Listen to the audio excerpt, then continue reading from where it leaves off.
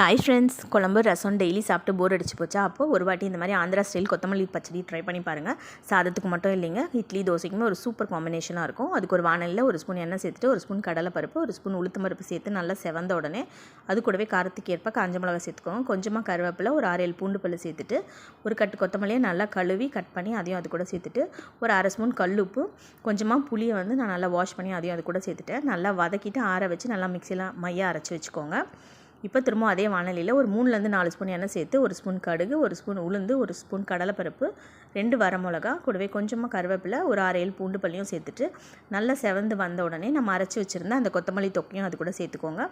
இப்போ கொஞ்சமாக எண்ணெய் தேவைப்பட்டால் அதையும் சேர்த்து நீங்கள் நல்லா ஃப்ரை பண்ணிவிடுங்க. ஏன்னா எண்ணெயிலே நல்லா வதங்குச்சுன்னா உங்களுக்கு ஒரு 2-3 நாளைக்கு வச்சு சாப்பிட்ற மாதிரி இது ரொம்ப நல்லா டேஸ்ட்டாக இருக்கும்.